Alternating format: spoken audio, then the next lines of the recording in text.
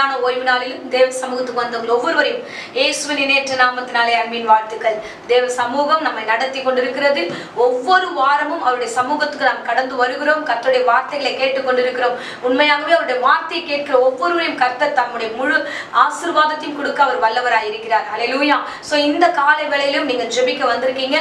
உண்மையாகவே கர்த்தர் உங்களை ஆசீர்வாதத்தை நடத்துவார். இப்பொழுது நம்ம ஒரு நிமிஷம் கண்களை மூடி நாம் ஜெபிப்போம். அன்பு ரட்சகா, இந்த அருமையான வேலைக்காக நன்றியோடுமை ஸ்தோத்திரம் பண்ணுகிறோம். இந்த யூடியூப் மூலமாய் பார்த்து கொண்டிருக்கிற அருமையான பிள்ளைகள் ஒவ்வொருவரையும் ஆசீர்வதிப்பீராக. அப்பா, சத்தியத்தை அறிவீர்கள், சத்தியம் உங்களை விடுதலையாக்கும் என்ற வேத வசனத்தின்படி கர்த்தாவே எங்களுடைய ஆவிக்குரிய வாழ்க்கைக்கு ஆசீர்வாதங்களுக்கு ஆண்டவரே எல்லாவற்றுக்கும் இந்த வசனம் மேலானது ராஜா. அந்த வசனத்தை நீர் ஆசீர்வதிப்பீராக. எங்களுக்கு தயவாய் தந்து நீர் வழி நடத்தும். தொடர்ந்து ஆண்டவரே எல்லா தடைகளும் எடுத்து போட்டு என் பிள்ளைகள் இந்த பிரசங்கத்தை கேட்கும்படியான கிருபைகளை கொடுத்து வழி நடத்தும். பிசாசின் கிரியைகளை அழித்து பரிசுத்த ஆவியானவருடைய கரங்களுக்குள்ளாய் ஒப்புக் கொடுக்கிறோம். இயேசுவின் நாமத்திலே ஜெபிக்கிறேன் நல்ல பிதாவே, ஆமென். ஹல்லேலூயா. சோ தேவன் நல்லவர், அவருடைய கிருபை என்றும் உள்ளது.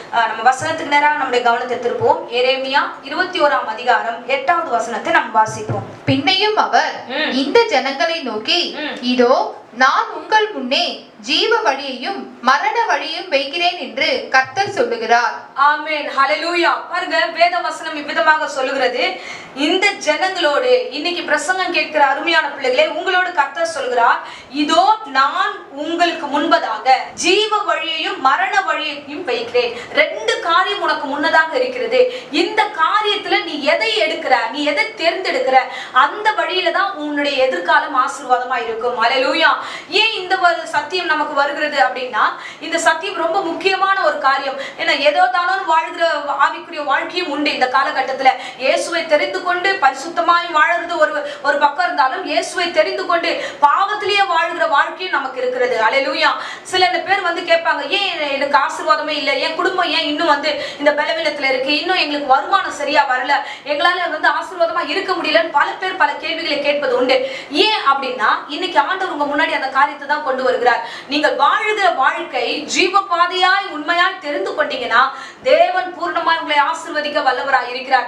இல்ல இந்த ஜீவ பாதையில நான் இருக்கிறேன், இயேசுதான் என் கடவுள் சொல்லிட்டு தேவையில்லாத பாவ வாழ்க்கையில வாழ்ந்து அந்த வழியில வாழ்ந்துகிட்டு இயேசு என்ற பெயரை வைத்துக் கொண்டு வாழ்ந்துகிட்டு இருந்தீங்கன்னா கண்டிப்பா அந்த வழி எப்பேற்பட்ட வழியா இருக்குன்னா அது நமக்கு மரண வழியா இருக்கும். நமக்கு ஆசீர்வாதமான வழியா இருக்காது. அது நம்ம பிரயோஜனமான வழியா இருக்காது. ஹல்லேலூயா. நீங்க தேவனோடு இணைஞ்சிருக்கிறீங்களா? தேவனுடைய ஆசீர்வாதத்துல நீங்க தொடர்ந்து வருகிறீர்களா? தேவனுடைய வார்த்தைக்கு கவனிக்கிறீர்களா? அதன்படி நடக்கிறீர்களா?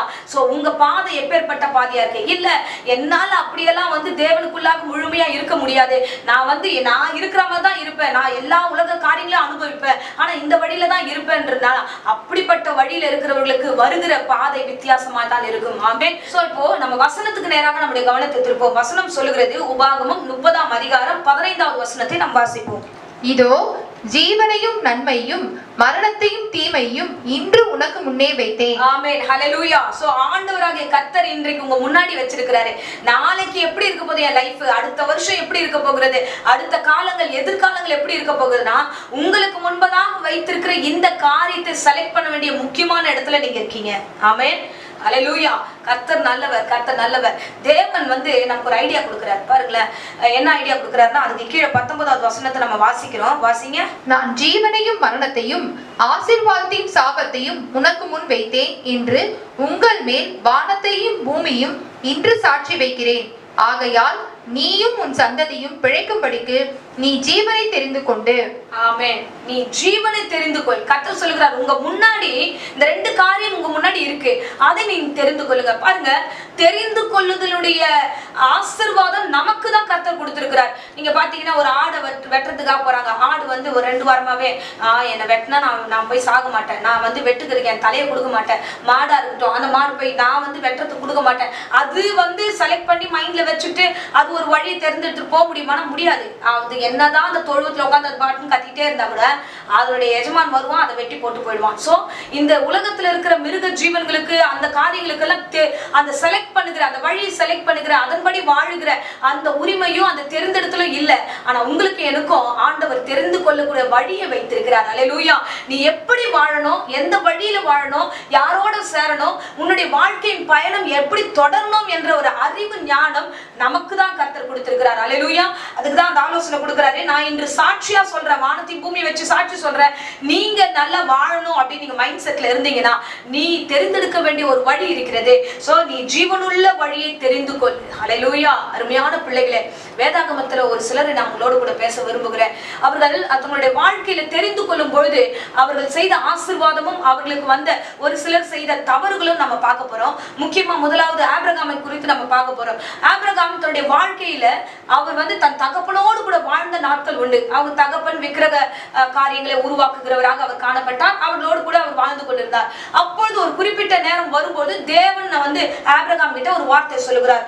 ஆதியாகமம் 12ஆம் அதிகாரம் முதல் வசனத்தை நாம் வாசிப்போம். கர்த்தர் ஆபிராமை நோக்கி, நீ உன் தேசத்தையும் உன் இனத்தையும் உன் தகப்பனுடைய வீட்டையும் விட்டு புறப்பட்டு நான் உனக்கு காண்பிக்கும் தேசத்துக்கு போ. ஆமென். ஹல்லேலூயா. பாருங்க, தேவன் இப்போ ஒரு வார்த்தை கொடுக்கிறார். எப்படி உங்களுக்கு இப்போ ஒரு வார்த்தை கொடுத்தாரு, ஜீவ பாதை எடுத்துக்கங்க அப்படின்னு உங்களுக்கு ஒரு வார்த்தை கொடுத்தாரு பாத்தீங்களா? இதே மாதிரி தான் ஆபிரகாம் கொடுக்கிறார். நீ இந்த இடத்தை விட்டுட்டு கிளம்பி போ, இந்த ஆசீர்வாதம் உனக்காக நான் வச்சிருக்கேன், நீ போகும்போது தேவன் சொன்ன வார்த்தை. சோ இன்னைக்காவது நமக்கு நிறைய வேத வசனங்கள் இருக்கு. ஆவியானவர் முகமுகமா நம்மளோட பேசி கொண்டிருக்கிறார்.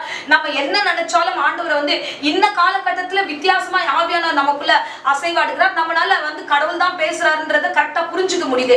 ஆனா அந்த நாட்கள்ல அப்படி கிடையாது. ஏன்னா அவர்கள் ஒரு விக்கிரக காரியங்களுக்குள்ளாக அந்த குடும்பம் விதமாய் தேவனை அறியாத ஒரு கூட்டமா இருக்கிறார்கள். அந்த இடத்துல திடீர்னு ஒரு தேவன் மேல இருந்து வானத்துல இருந்து ஒரு வார்த்தை பேசுகிறாருன்னா அவருக்கு ஒரு பயம் வந்திருக்கும், சந்தேகம் வந்திருக்கும். இந்த வழியில போனா கரெக்டா இருக்குமா? சின்ன வயசுல இருந்து அப்பா தான் என்ன நடத்தினாரு, அப்பா தான் என்ன பாதுகாரு, எங்க அம்மா தான் பாதுகாத்தாங்க, இப்ப இவங்களோட கூட இருந்துட்டேன், புது வழிக்கு அவங்களெல்லாம் விட்டுட்டு வெளியில வா அப்படின்னு சொல்றாரு. இது கரெக்டான வழியா இருக்குமா அப்படின்னு பல யோசனைகள் அவருக்கு வந்திருக்கலாம்.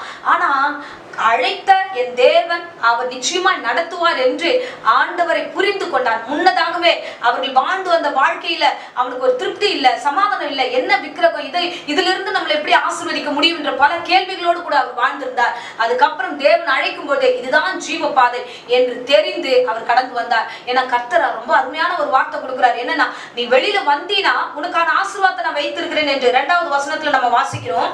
நான் உன்னை பெரிய ஜாதியாக்கி உன்னை ஆசீர்வதித்து உன் பேரை பெருமைப்படுத்துவேன், நீ ஆசீர்வாதமாய் இருப்பாய், நீ ஆசீர்வாதமாய் இருப்பாய் அப்படின்னு ஆண்டவர் கொடுக்கிறார். நான் உன் பேரை பெருமைப்படுத்துவப்பா, நீ ஆசீர்வாதமா இருப்ப, நீ பெரிய ஜாதி ஆகுவ.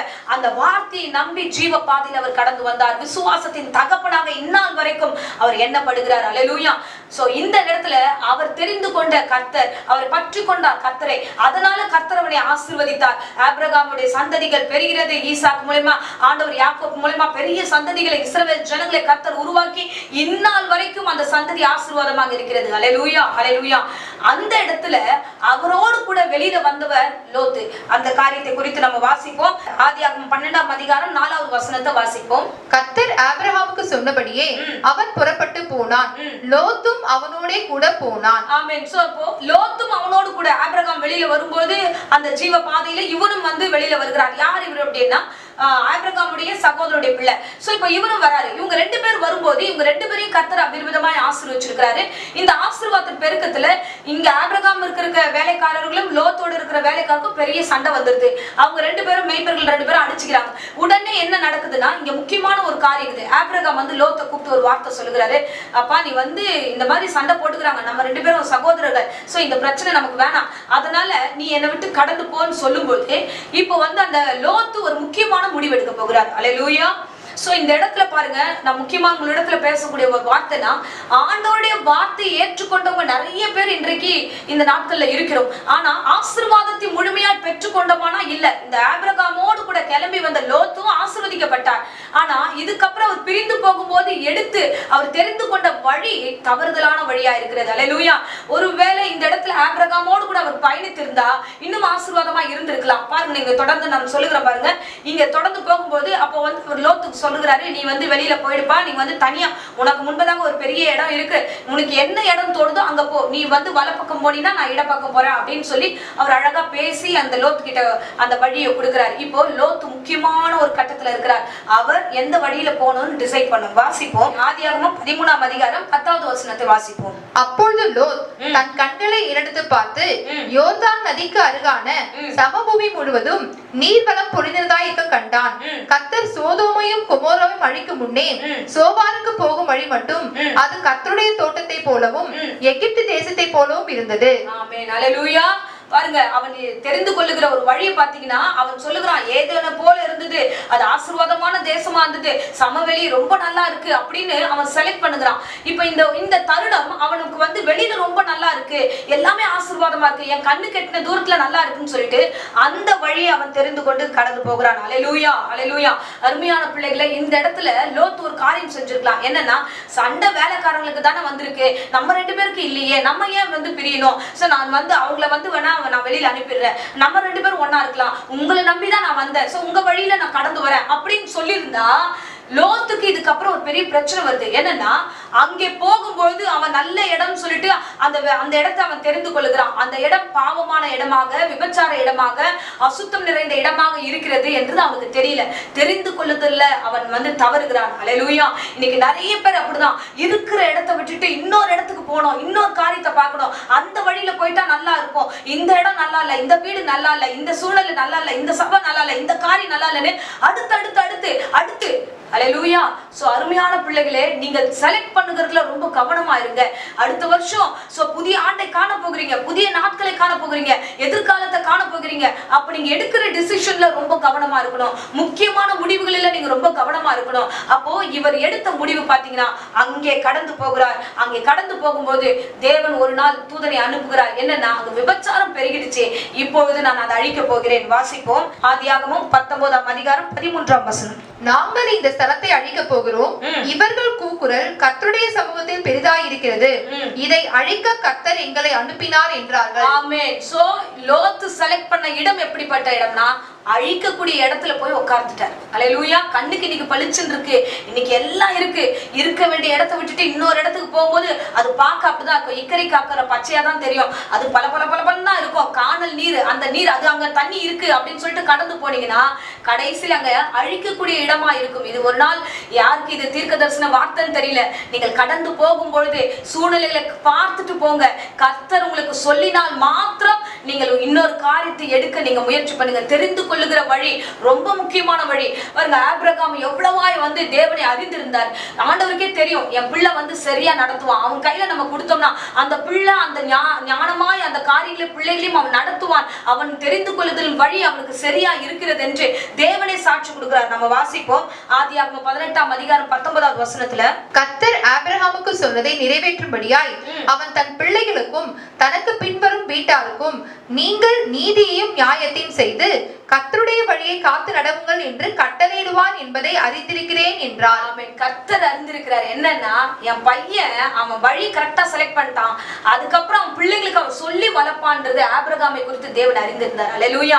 அதனாலதான் சொன்னாரு, நீ வாப்பான்னு சொல்லும் போதே அவர் வந்துட்டாரு.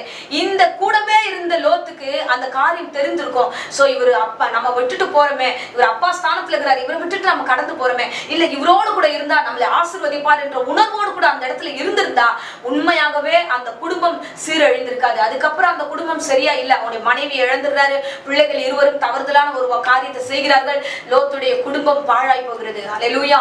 அருமையான பிள்ளைகளை, நாம் தெரிந்து கொள்ளுகிற இடத்துல இருக்கிறோம். ஜீவ பாதை தெரிந்து கொள்ளுங்கள் என்று இன்றைக்கு தீர்க்கமாய் கர்த்தர் உங்களோடு கூட பேசுகிறார். பல வழிகளுக்கு நேராக உங்களுடைய கவனங்கள் போகிறது இல்ல, நீங்க ரொம்ப கவனமா இருங்க. பாருங்க, நம்ம ரூத்துடைய காரியத்தை நம்ம வாசிக்கிறோம். இளம் வயதுல அவ ஒரு விதவையாய் மாறுகிறார். மாறின பொழுது அவருடைய தாயோடு கூட போயிருக்கலாம், ஆனா தன்னுடைய மாமியாரோடு அவள் ஒட்டி இருந்து அவளே பற்றி கொண்டிருந்தா. மாமியார் கூப்பிட்டு சொல்றாங்க, அம்மா நீ உங்க வீட்டுக்கு போயிடுமான்னு சொல்லும் போதே அவ போகவே இல்லை.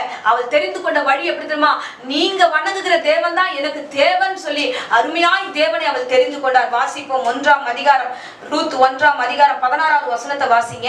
அதற்கு ரூத், நான் உம்மை உம்மை பின்பற்றாமல் உம்மை விட்டு திரும்பி போவதை குறித்து என்னோட பேச வேண்டாம். நீர் போகும் இடத்திற்கு நானும் வருவேன், நீர் தங்கும் இடத்திலே நானும் தங்குவேன். உம்முடைய ஜனம் என்னுடைய ஜனம், உம்முடைய தேவன் என்னுடைய தேவன். ஆமென். ஹல்லேலூயா. எவ்வளவு அழகாய் தெளிவாய் அந்த விடோக்கு அவ ஒரு விதவை அவ அந்த இடத்துல வந்து செலக்ட் பண்ற விஷயம் பாருங்க, சரியா செலக்ட் பண்ணுகிறா. இல்ல நான் ஆண்டவருடைய பிள்ளை, நான் உம்மண்டையில தான் வருவேன், நீங்க எங்க போறீங்களோ அங்கதான் நான் வருவேன், நீங்க எங்க சொல்றீங்களோ அங்கதான் நான் இருப்பேன், உங்க தேவன் தான் என் தேவன் சொல்லிட்டு அவள் எடுத்த அந்த தீர்மானத்துல கர்த்தர் அவளை ஆசீர்வதித்தார். ஹல்லேலூயா. அதுக்கப்புறம் பார்த்தோம்னா அவ மன உறுதியா இருந்தா, தேவனை பற்றி கொள்வதிலும் அந்த உறுதியா இருந்தபடினால அவ பெத்லகேமுக்கு கடந்து வந்தா, அவங்க மாமியாரோடு கடந்து வருகிறா. வந்தபோது கர்த்தர் அவளை ஆசீர்வதித்தார். ஹல்லேலூயா. தேவன் எவ்வளவு பெரியவர் பாருங்களேன். ஆமென். ஆண்டவர் அவள் செய்கைக்கு தக்க பலனை கொடுத்தார். வாசிப்போம். அதிலேயே நம்ம தொடர்ந்து 2ஆம் அதிகாரம் 12ஆம் வசனத்துல இவ்விதமாய் வசனம் சொல்லுகிறது, உன் செய்கைக்கு தக்க பலனை கர்த்தர் உனக்கு கட்டளையிடுவாராக. இஸ்ரவேலின் தேவனாகிய கர்த்தருடைய செட்டைகளின் கீழ் அடைக்கலமாய் வந்த உனக்கு அவராலே நிறைவான பலன் கிடைப்பதாக என்றான். ஆமென். ஹல்லேலூயா. சோ கர்த்தர் விதமாக இந்த ரூத்தை ஆசீர்வதித்தா. அவ செய்க, அவ சரியான ஒரு முடிவு எடுத்தா. அவ தேவ சமூகத்துல இருந்து தேவனோடு கூட இருக்க வேண்டும் என்று அவ விரும்பினா. அவங்க மாமியாரோடு இணைந்து அந்த தெய்வத்தை வணங்கினா. அவ எடுத்த பாதையில கர்த்தர் அவளை ஆசீர்வதித்தார். ஆமென். ஹல்லேலூயா. அவளுக்கு புது வாழ்க்கை கர்த்தர் ஏற்படுத்தி தாவீதின் வம்சத்தை கர்த்தர் ஆசீர்வாதமாய் நடத்துவதற்கு ரூத்தை கர்த்தர் தெரிந்து கொண்டார். ஆமென். ஹல்லேலூயா. அருமையான பிள்ளைகளே, இவளுடைய வழியில தான் இயேசு கிறிஸ்துவை பிறந்தார். ஆமென். இத்தனை மேன்மையான ஒரு ஆசீர்வாதத்தை ஆண்டவர் இந்த ரூத்துக்கு கொடுத்தானா, அவ எடுத்த அந்த முடிவும் அவள் எடுத்த அந்த வழியும் அவ செலக்ட் பண்ண அந்த காரியம் தான். ஆமென். இன்றைக்கு உங்களிடத்துல கர்த்தர் சொல்லுகிறார், முடிவை பார்த்து எடுங்க. ஆமென். வாசிப்போம். நம்ம உபாகமம் 30ஆம் அதிகாரம் 19வது வசனம் விதமாய் சொல்லுகிறது, நான் ஜீவனையும் மரணத்தையும் ஆசீர்வாதத்தையும் சாபத்தையும் உனக்கு முன் வைத்தேன். உனக்கு முன் வைத்தேன். கர்த்தர் தெளிவா சொல்லிட்டார், உனக்கு முன்னாடி இருக்குது, அதை எடுப்பது உன் கையில தான் இருக்கிறது. அடுத்து தொடர்ந்து வாசிப்போம். என்று உங்கள் மேல் வானத்தையும் பூமியும் இன்று சாட்சி வைக்கிறேன். ஆகையால் நீயும் உன் சந்ததியும் பிழைக்கும்படிக்கு நீ ஜீவனை தெரிந்து கொண்டு, நீ ஜீவனை தெரிந்து கொள். உன் சந்ததி பெருகணும், உங்க வீட்டு வம்சங்களை ஆசீர்வதிக்கணும். தேவனை தெரிந்து கொள், ஜீவனுள்ள பாதையை தெரிந்து கொள், கர்த்தருடைய வார்த்தையை தெரிந்து கொள். அதுல கர்த்தர் உன்னை ஆசீர்வதிப்பார். தொடர்ந்து வாசிப்போம். கர்த்தர் உன் பிதாக்களாகிய ஆபிரகாமுக்கும் ஈசாக்குக்கும் யாக்கோபுக்கும் கொடுப்பேன் என்று அவர்களுக்கு ஆணையிட்டு கொடுத்த தேசத்திலே. ஆமென். அவர்களுக்கு ஆணையா ஆண்டவர் அவ்வளவு அழகா பாருங்க, அவரு வாக்கு கொடுத்துட்டார், உடன்படிக்கையில நடத்துகிறாரு. ஆபிரகாமுக்கு என்ன வாக்கு கொடுத்தார், நீ வா ஆசீர்வதிப்பேனாரு. வந்த வழியெல்லாம் கர்த்தர் ஆசீர்வதித்தார். அந்த வாக்கை கர்த்தர் சொல்லுகிறார், நான் நினைவு கூறுகிறேன். தொடர்ந்து ஆணையிட்டு கொடுத்த தேசத்திலே குடியிருக்கும்படிக்கு உன் தேவனாகிய கர்த்தரில் அன்பு கூர்ந்து அவர் சத்தத்திற்கு செவி கொடுத்து அவரை பற்றி கொள்வாயாக. அவரே உனக்கு ஜீவனும் தீர்க்காயுசுமானவர் என்றான். ஆமென். ஹல்லேலூயா. தீர்க்காயுசோடு நீ வாழ்ந்திருக்க வேண்டும் என்றார். ஜீவனுள்ள பாதையை தெரிந்து கொள்ளுங்க, கர்த்தர் உங்களோடு இருந்து நடத்துவார். இப்பொழுது மடியன் உங்களுக்காக ஜெபிக்கிறேன். இருந்த இடங்களை கண்களை மூடி ஜெபிப்போம். ஸ்தோத்திரம் ஏசப்பா, உம்மை துதிக்கிறோம் ஆண்டவரே. தீர்க்க தரிசனமாக இன்னைக்கு கொடுத்த வேத வசனத்துக்காக நன்றி நன்றி நன்றி. எல்லோரும் இப்பொழுது நாங்கள் ஸ்தோத்திரம் பண்ணுகிறோம். பரிசுத்த ஆவியானவரே, ஜீவனுள்ள பாதை எங்களுக்கு முன்பதாக இருக்கிறதே, உமக்கு நன்றி ஆண்டவரே, உமக்கு நன்றி அப்பா. நீர் கொடுத்த இந்த வேத வசனத்துக்காக, வார்த்தைக்காக நன்றி செலுத்துகிறோம் ஆண்டவரே. அப்பா, நாங்கள் தவறுதலான வழிகளை செலக்ட் பண்ணாதபடிக்கு ஆவியானவரை நிறுத்தி நிதானமாய் பொறுமையாய் யோசித்து ஆண்டவரே ஜீவ பாதை நாங்கள் தெரிந்து கொண்டு வேத வசனத்துல ஓட எங்களுக்கு கிருபை தருவீராக. இந்த பிரசங்கத்தை கேட்ட அருமையான பிள்ளைகளும் குடும்பங்களையும் கர்த்தர் ஆசீர்வதிப்பீராக. தேவையற்ற குழப்பங்களையும் ஆண்டவரே, பலவீனமான எண்ணங்களையும் தேவையில்லாத குழப்பத்தின் மத்தியில வாழ்ந்து கொண்டிருக்கிற பிள்ளைகளை ஒப்பு கொடுக்கிற ராஜா, அவர்களை குழப்புகிற பிசாசை இயேசுவின் நாமத்தில் சபித்து கட்டுகிறேன். கர்த்தர் தாமே பொறுப்பெடுத்துக்கொள்ளும், ஆசீர்வதியும் ஆண்டவரே. உமக்கு ஸ்தோத்திரம். ஆபிரகாம் ஆண்டவரே ரூத்தும் தெரிந்து கொள்ளப்பட்ட அந்த வழியில நடந்தது போல நாங்களும் வாழ்ந்திருக்க எங்களுக்கு கிருபை தருவீராக, ஆசீர்வதிப்பீராக. தொடர்ந்து வழி நடத்தும், காத்துக்கொள்ளும். இயேசுவின் நேற்று நாமத்திலே ஜெபித்து ஒப்பு கொடுக்கிறேன், ஜீவனுள்ள நல்ல பிதாவே. ஆமென். ஆமென். Amen. Praise the Lord. God bless you.